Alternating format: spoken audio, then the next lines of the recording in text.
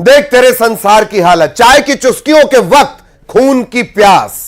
यही है पहली खबर सिटी एट 9 में। गुना में नाबालिग बच्ची को गोली मार दी गई। जमीन के विवाद में बच्ची को गोली मारी गई। बच्ची के पैर में गोली लगी है, हालत गंभीर है। इंदौर के निजी अस्पताल में इलाज जारी है। खेत से घर खाना खाने के लिए बच्ची जा रही थी। वारदात में 6 से 8 लोग आरोपी बताए जा रहे हैं। कुंभराज थाने के बंदरुआ गांव का यह पूरा मामला है। जमीन विवाद में मासूम पर गोलीबारी। नाबालिग बच्ची को गोली मार दी गई। जमीन का विवाद इस कदर खूनी हो गया कि बच्ची को गोली मारी। पैर में गोली लगी है। इंदौर के निजी अस्पताल में इस नाबालिग का इलाज चल रहा है। खाना खाने के लिए बच्ची जा रही थी और तभी 6 से 8 लोग इस वारदात में शामिल बताए जा रहे हैं। उन्होंने गोली चला दी। संदीप दीक्षित हमारे साथ जुड़े हुए हैं। संदीप, पूरी जानकारी। ललित, मैं आपको बता दूं, कुंभराज थाना क्षेत्र का ये मामला है। कुंभराज से 15 किलोमीटर दूर बंदरुआ गांव में मेड़ आंकने के विवाद को लेकर समाज विशेष के लोगों में आपस में तकरार हो गई, जिसमें ये नाबालिग बच्ची को गोली मार दी गई। 6 लोगों को आरोपी बनाया गया है। इंदौर में आईसीयू में बच्ची भर्ती है, अभी बोल नहीं रही है, उसकी स्थिति खराब है। ललित, देखना होगा कि हम किस ओर जा रहे हैं, कहां से ये हथियार आए, पुलिस से हमारे प्रश्न है, कहां से ये अवैध हथियार आ रहे हैं हमारे क्षेत्र में, और पुलिस आगे क्या कार्रवाई करेगी। ललित जी संदीप, ये भी बड़ी हैरानी की बात है कि बच्ची पर गोली कौन चलाता है। जमीन विवाद है, बड़ों के ही विवाद चलते हैं, बच्ची पर गोली। और बच्ची की हालत को लेकर कोई अपडेट हो वो भी साझा करें। बिल्कुल, मैं आपको बता दूं, इंदौर के निजी अस्पताल में उसका इलाज चल रहा है। जब परिजनों से बात हुई तो उनका कहना है बच्ची आईसीयू में है और वह बोल नहीं पा रही है। ललित, धन्यवाद आपका संदीप। संदीप अपडेट दे रहे थे और बच्ची की हालत को लेकर आगे भी अपडेट हम आप तक पहुंचाएंगे।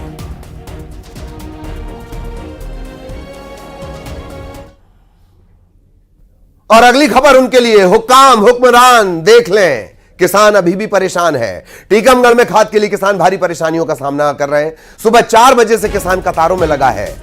आपका पेट भरने के लिए फसल भी तो उगानी है उस बेचारे को। खाद वितरण केंद्र के बाहर लंबी लंबी कतारें लगी हैं। किसानों का कहना है कि 3 दिन से वो लाइनों में लग रहे हैं। 3 दिन से लाइनों में लग रहे हैं, लेकिन अब तक खाद नहीं मिली।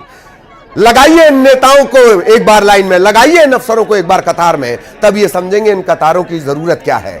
मार्केट में मूल्य से अधिक दाम पर खाद मिल रहा है। नेताओं से पूछा जाता है कि खाद की तो कहीं कोई कमी नहीं है, डीएपी की कहीं कोई कमी नहीं है। अफसरों से पूछा जाता है, कह रहे सब व्यवस्थाएं टाइट है, मामला एकदम ठीक चल रहा है। फिर ये किसान कौन है? क्या एक्टिंग करने पहुंच रहे हैं?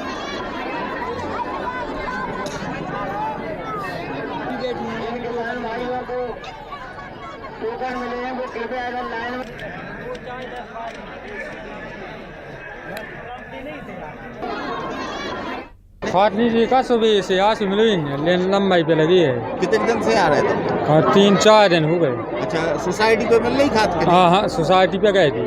अच्छा, कहाँ है सोसाइटी? वो तो आज नहीं है ही नहीं है बिल्कुल। तो का परेशानी है, का कारण से परेशानी है? भीड़ के कारण मिले जी पाई एक जगह बटा खाद नहीं मिल पा बिल्कुल। कितने दिन से परेशान है? 5 दिन से परेशान है। खेत सूख गए हमारे, 2 खेत हैरान लगी।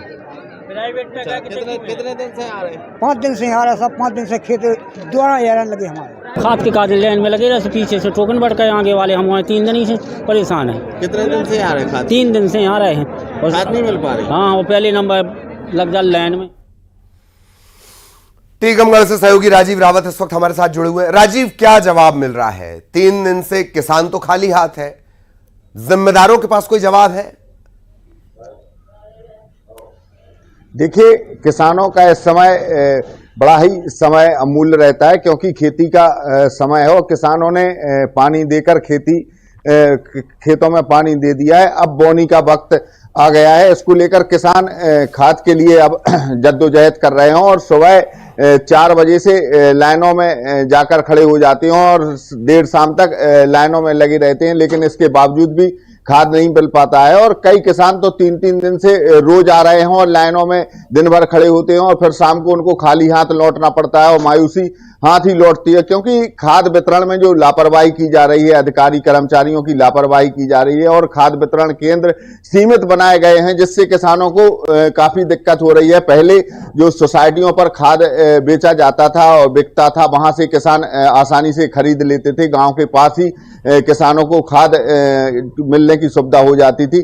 लेकिन अब जो शहरी और ब्लॉक स्तर पर केंद्र बनाए गए हों, वहां जाकर किसानों को दिन भर लाइनों में लगा रहना पड़ता है और जिसके बावजूद भी खाद नहीं मिल पाता है। और क्योंकि किसानों को इस समय खाद सबसे कीमती चीज हो जाती है और किसानों के लिए खाद सबसे पहली प्राथमिकता होती है, और ऐसे में जब किसानों को समय पर खाद नहीं मिलेगा तो वो बोनी नहीं कर पाएंगे और जिससे उनकी फसल उगाने में भी उनको दिक्कत आएगी। तो किसानों को सबसे ज्यादा परेशानी इन दिनों खाद को लेकर हो रही है और खाद की किल्लत झेलनी पड़ रही है और बाजारों में जो खाद बिक रहा है वो मूल्य से अधिक दामों पर बेचा जा रहा है, जिससे किसान परेशान है। क्योंकि बाजार में भी ये विरोधाभास नहीं है राजीव कि सरकारी केंद्रों पर खाद मिल नहीं रहा और मुनाफाखोरों के पास पूरा स्टॉक बना हुआ है।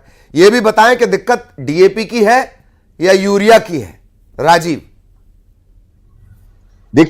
देखिए, डीएपी खाद और यूरिया खाद जो अधिकारियों से हमारी बात हुई थी तो वो सरकारी केंद्रों पर पर्याप्त मात्रा में भंडारण है, लेकिन जो भंडारण तो जरूर है लेकिन किसानों तक नहीं पहुंच पा रहा है, क्योंकि जो व्यवस्था है, बांटने की व्यवस्था है, वो चरमराई हुई है और जो काउंटर हैं वो सीमित बनाए गए हैं। तो जिसके कारण किसानों को की लंबी लंबी लाइनें लग रही हैं और सुबह से लेकर देर शाम तक किसानों को लाइनों में खड़ा होना पड़ता है और फिर जब शाम हो जाती है तो खाली हाथ घर मायूस लौट रहे हैं, क्योंकि सिर्फ 200 किसानों को ही टोकन दिए जाते हैं और 500 किसान लाइनों में खड़े होते हैं, तो 300 किसानों को वापस लौटना पड़ता है, जिससे किसानों को सबसे ज्यादा परेशानी होती है। दूसरी बात यह है कि जो बाजार में प्राइवेट दुकानें हैं उन पे मूल्य से अधिक दामों पर बेचा जा रहा है, तो किसान सरकारी केंद्रों पर लाइनों में खड़े हुए हैं।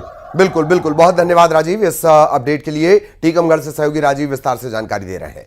अंबिकापुर लिए चलेंगे। अतिक्रमण पर वन विभाग का बड़ा एक्शन, बेजा कब्जा हटा दिया गया। वन विभाग की टीम ने अतिक्रमण पर बुलडोजर चलवाया, 2 हेक्टेयर जमीन मुक्त करवा दी गई है।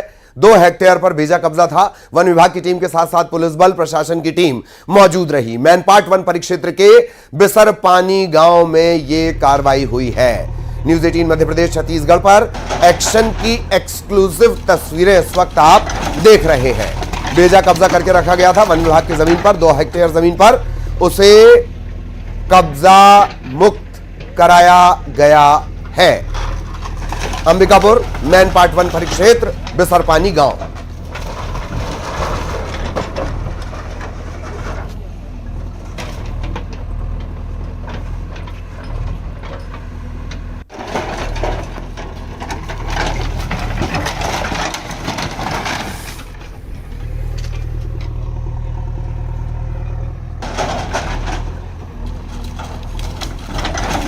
तो जमीन पर कब्जा करके रखा गया था। 2 हेक्टेयर ये जमीन है और वन विभाग के साथ साथ पुलिस जाब्ता भी कहते हैं, पुलिस पार्टी, पुलिस टीम, वो भी यहां पर है।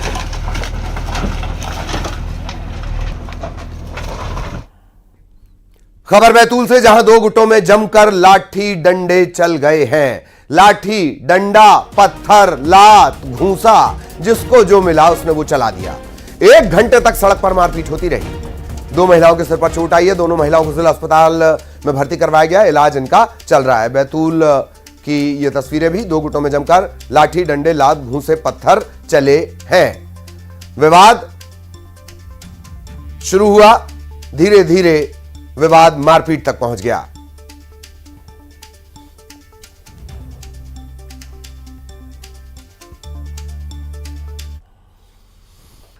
और अब बात उपचुनाव की। बुधनी, विजयपुर, रायपुर दक्षिण, कल यहां पर मतदान होना है।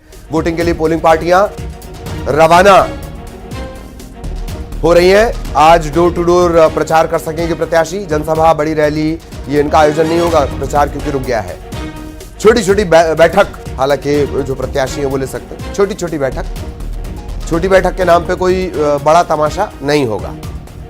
बुधनी, विजयपुर, रायपुर दक्षिण उपचुनाव, कल तीनों जगहों पर मतदान होना है।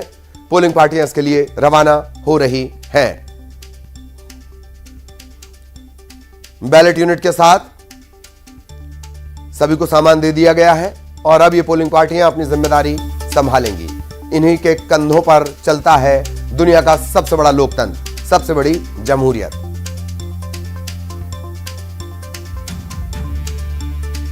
प्रोफाइल इन सबके बीच देखते रहिए। बुधनी में मुकाबला किस किस के बीच है।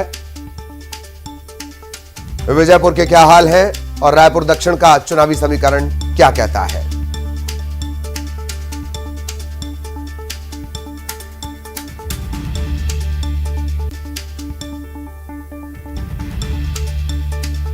बुधनी, विजयपुर, रायपुर दक्षिण में उपचुनाव, पोलिंग पार्टियों के रवाना होने का सिलसिला। कल सुबह से पहले सारी व्यवस्थाएं हो जानी चाहिए। तकरीबन 6:30 के आसपास मॉक पोल और उसके बाद वोटिंग का सिलसिला।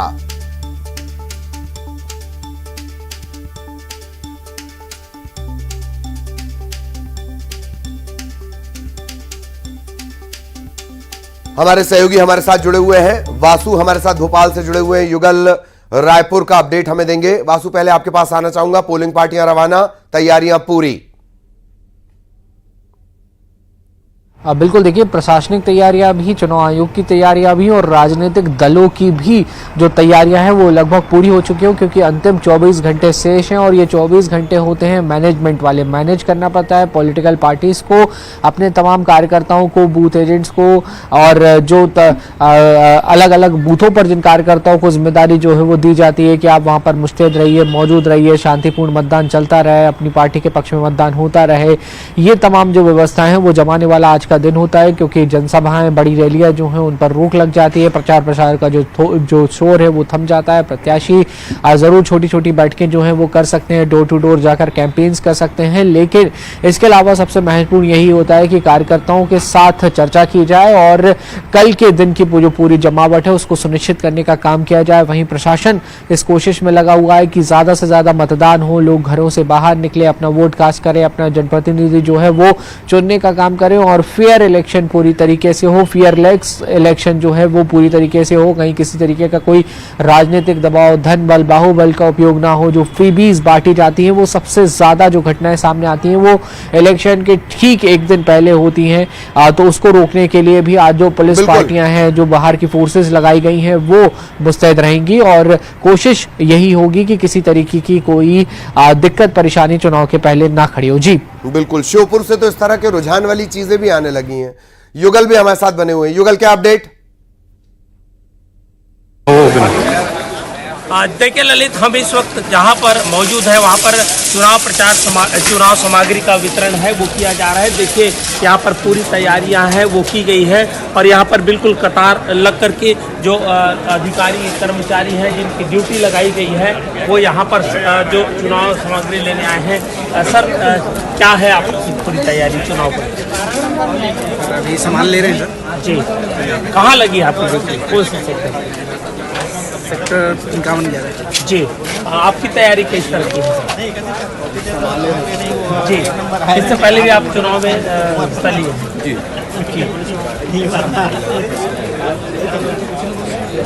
जी, तो ललित देखिए पूरी तरह से तैयारी है और भी देखिए तमाम जो अधिकारी कर्मचारी हैं, 1000 से अधिक अधिकारी कर्मचारियों की जो ड्यूटी है वो लगाई गई है। और यहाँ पर जिस तरह से पंडाल बनाए गए हैं, 1,33,800 पुरुष मतदाता है, 42 सेक्टरों में बांटा गया है, 2,70,000 से अधिक मतदाता है जो मतदान करेंगे। कुल मिलाकर यह चुनाव की पूरी तैयारी कर ली गई है और मतदाताओं से अपील भी की गई है कि अगर कोई मतदाता है वहां जाकर के वोट करता है तो बहुत सारे होटलों में 20 से 30% तक उन्हें छूट भी दिया गया है। जी चलिए, बहुत बहुत धन्यवाद आप दोनों का। लेकिन वासु हमारे साथ लगातार बने रहेंगे, कुछ और अहम खबरों को लेकर हम वासु से भी चर्चा करेंगे। अगली खबर का रुख करेंगे। आज है मोहन कैबिनेट की बड़ी बैठक, कई प्रस्तावों पर मुहर लग सकती है, उद्योग नीति को मंजूरी मिल सकती है, पिछड़े और आदिवासी इलाकों में को लेकर भी कोई प्रस्ताव आ सकता है, उद्योगपतियों की राह आसान करने को लेकर भी चर्चा आज हो सकती है। मोहन कैबिनेट की आज महत्वपूर्ण बैठक होनी है। कई प्रस्तावों पर मुहर लग सकती है, उद्योगपतियों की राह आसान करने को लेकर चर्चा होगी। सरकार लगातार इस पर फोकस कर रही है। अभी नर्मदापुरम में कॉन्क्लेव होना है, इससे पहले भी अलग अलग रीजनल लेवल पर कॉन्क्लेव हो चुके हैं। रीवा में हो चुका है, उज्जैन में ये कॉन्क्लेव हो चुका है। वासु हमारे साथ जुड़े हुए हैं, वासु के पास आपको लिए चलेंगे। वासु, आज कैबिनेट की बैठक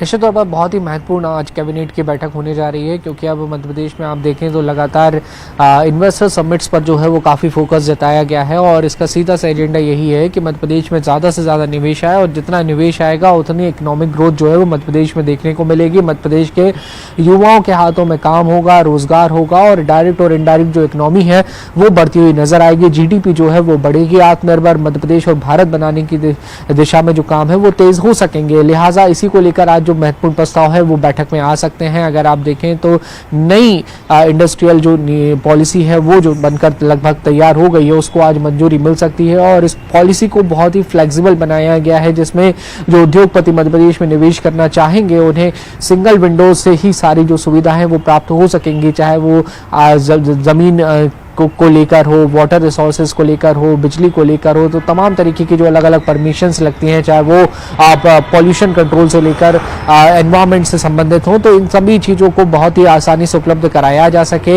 इसके साथ ही अधिक से अधिक जो निवेश और इसके साथ ही जो मध्य प्रदेश सरकार की जो सब्सिडीज स्कीम्स हैं उनको लेकर भी आज कैबिनेट की जो बैठक है उसमें चर्चा हो सकती है। मुख्य जो मध्य प्रदेश के इंडस्ट्रियल जोन्स हैं, चाहे इंदौर का पीथमपुर हो, भोपाल का गोविंदपुरा हो, मंडीदीप हो, उसके अलावा रीवा, सिंगरौली जैसे जहां पर अभी इन्वेस्टर समिट का भी आयोजन हुआ, जबलपुर के पास इंडस्ट्रियल एरिया जो डेवलप हुआ है, उसके अलावा आदिवासी इलाकों में भी अब जो है वो निवेश लाने पर फोकस होगा और उसको लेकर आज बैठक में चर्चा होगी। जी ठीक ठीक, धन्यवाद वासु की नजर लगातार कैबिनेट बैठक पर बनी हुई है। जो भी इस कैबिनेट बैठक से निकल कर आएगा वासु के जरिए हम आपको बताएंगे। उज्जैन में पटाखा दुकानों में आग लग गई, 2 दुकानें जलकर खाक हो गई, 1 बाइक भी जल गई है। सामाजिक न्याय परिसर में यह हादसा हुआ है। सामाजिक न्याय की अवधारणा भी वैसे ऐसे ही सुलग रही है, लेकिन यह खबर है सामाजिक न्याय परिसर में पटाखा दुकानों में आग लगने से जुड़ी हुई। फायर ब्रिगेड की टीम पहुंची है, कड़ी मशक्कत के बाद आग पर काबू पा लिया गया है। न्यूज 18 मध्य प्रदेश छत्तीसगढ़ पर एक्सक्लूसिव तस्वीरें आप देख रहे हैं। उज्जैन में पटाखा दुकानों में आग लग गई, 2 दुकानें जलकर खाक हो गई, 1 बाइक भी इसकी जद में आ गई, वो भी खाक हो गई। फायर फाइटर्स पहुंचे, कड़ी मशक्कत की और अब इस आग पर काबू है।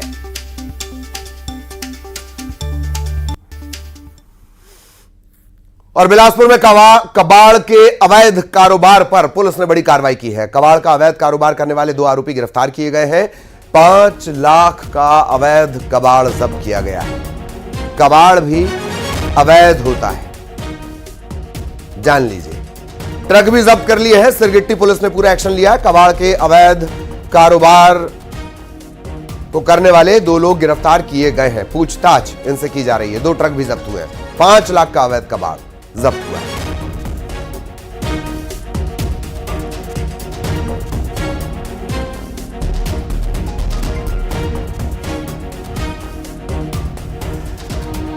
पुलिस ने ट्रक को भी जब्त कर लिया। सिरगिट्टी पुलिस ने पूरा एक्शन लिया है। बिलासपुर की सिरगिट्टी पुलिस ने 5 लाख का अवैध कबाड़ भी जब्त किया गया है। ट्रक भी जब्त कर लिए गए हैं। 2 आरोपी गिरफ्तार किए गए, इनसे पूछताछ की जा रही है। और बलरामपुर में नर हाथी की मौत के मामले में 1 आरोपी गिरफ्तार किया गया है। करंट की चपेट में आने से एक हाथी की जान चली गई थी। धान के खेत में नर हाथी का शव मिला था।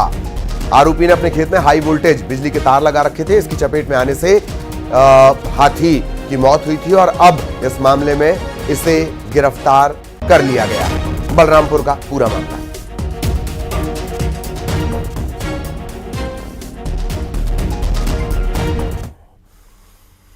इधर कांकेर में हाथियों की दहशत बरकरार है। सीता नदी अभयारण्य से लगे जंगल में 30 से ज्यादा हाथी मौजूद हैं। कई जगह ये फसलों को नुकसान पहुंचा रहे हैं। ग्रामीण और वन विभाग की टीम रात भर निगरानी कर रही है। एक तरफ हाथियों का उत्पात, दूसरी तरफ निगरानी की तस्वीरें। रत जगह चल रहा है हाथियों की वजह से। आग जलाकर, पटाखे फोड़कर हाथियों को गांव से दूर रखने की कोशिश की जा रही है। हाथियों को लेकर कांकेर और धमतरी जिले के सीमावर्ती इलाके के जो किसान, बॉर्डर एरिया के जो किसान हैं, वो चिंतित हैं। इस वक्त मैं मौजूद हूं कांकेर जिले से 70 किलोमीटर दूर और ये जो जहां खड़ा हूं वो है कांकेर जिले और धमतरी जिले का सीमावर्ती इलाका। और इस वक्त यहां पर हाथी मौजूद है। रात में आप देख सकते हैं मेरे पीछे जो है अलाव जलाकर जो है यहाँ के चिंतित किसान जिनके खेतों पर अभी फसल खड़ी है और जिस फसल को जो है 2 दिनों से हाथी नुकसान पहुंचा रहा है, इसलिए जो है ये किसान जो है हाथियों को भगाने के लिए रात जगा कर रहे हैं और रात में जाग कर अलाव के सहारे ठंड से बचने के लिए अलाव जलाकर जो है यहाँ पर मौजूद हैं। और ये जो है इनके साथ जो है कांकेर जिले के फॉरेस्ट के अधिकारी भी यहाँ पर मौजूद हैं और वन कर्मचारी भी यहाँ पर मौजूद हैं और ये सभी मिलकर जो है हाथी को आबादी वाले इलाके से आने के लिए रोका जा रहा है, ताकि जो है जो किसान हैं उनके जो फसल है उसको हाथी बर्बाद ना करे। और लगभग हाथियों की संख्या 30 से अधिक बताई जा रही है। और यहाँ पर हमारे साथ कांकेर जिले के वन परिक्षेत्र के जो है एसडीओ मरकाम सर भी यहाँ पर मौजूद है। हाथियों का जो दल है, हम जो खड़े हैं यही आसपास है, अभी दूर गया नहीं है और शाम से आया है नज़दीक में। प्रयास भी किया था आगे बढ़ने का, पर यहाँ जो हमारे भाई लोग ग्राम साइमुड़ा कृषक और हमारे समिति के जो जागरूक सदस्य हैं, अध्यक्ष महोदय वगैरह, इन सब के निष्ठा और यहाँ पे कल से जो जिस तरह की ड्यूटी कर रहे हैं उससे आगे बढ़ने का उनका वो नहीं है। फिर भी वो आसपास हैं, क्योंकि थोड़ी थोड़ी दूर में उनका जो आवाज़ है हमको महसूस हो रही है। ग्वालियर में लापरवाही छिपाने के लिए स्कूल ने अपने नाम का बोर्ड ही बदल लिया। गजब गजब। अपनी लापरवाही छिपाने के लिए नाम का बोर्ड बदल लिया गया। दरअसल 6 नवंबर को चैतन्य टेक्नो स्कूल की 3री मंजिल से छात्र के गिरने का वीडियो आया था। आनन फानन में घायल छात्र को इलाज के लिए अस्पताल में भर्ती करवाया गया। स्कूल ने क्या कहा, पहले बच्चे को चक्कर आ गया, क्लास में गिर गया। बाद में सीसीटीवी फुटेज सामने आ गया। अब लापरवाही छिपाने के लिए स्कूल के नाम का बोर्ड बदल दिया गया। श्री चैतन्य टेक्नो स्कूल के नाम का बोर्ड बदलकर द मानवेंद्र ग्लोबल स्कूल का बोर्ड लगा दिया गया। गजब है। सुशील हमारे साथ जुड़े हुए हैं। सुशील, सवाल क्या किया जाए, खुद ही भौचक हूं मैं। गजब कारस्तानी है भाई। बिल्कुल सही बात है। देखिए ललित जी, कितनी गंभीर लापरवाही और कितनी गंभीर बेशर्मी है आज के दौर में। आप देखिए कि चैतन्य टेक्नो स्कूल, जिससे 6 नवंबर को 7वीं का एक छात्र गिरा था 3री मंजिल से, पहले तो स्कूल प्रबंधन ने इसमें सीसीटीवी फुटेज नहीं दिए थे। जब परिवार वालों ने दबाव डाला, सीसीटीवी फुटेज मिले। उसके बाद परिवार वालों ने शिकायत की शिक्षा विभाग को थाने में, तो अभी तक कोई कार्रवाई नहीं हुई। छात्र के बयान नहीं हो पाए। शिक्षा विभाग के द्वारा कहा जाता है कि सीबीएसई का मामला है तो वो इसमें योग्य नहीं है। उसके अलावा टेक्निकल जांच के लिए जब अधिकारी बात करते हैं तो स्कूल प्रबंधन को वो पहले ही जांच से बचने के गुर बता रहे हैं। ऐसे ऑडियो भी उनके वायरल हुए। अब आप देखें कि चैतन्य टेक्नो स्कूल ने अपना नाम बदलकर द मानवेंद्र ग्लोबल स्कूल लगा लिया। सही कह रहे हैं। हालांकि अब रिकॉर्ड में तो चैतन्य स्कूल बचा ही नहीं। गजब मोटी चमड़ी है भाई। बहुत धन्यवाद। और अब टॉप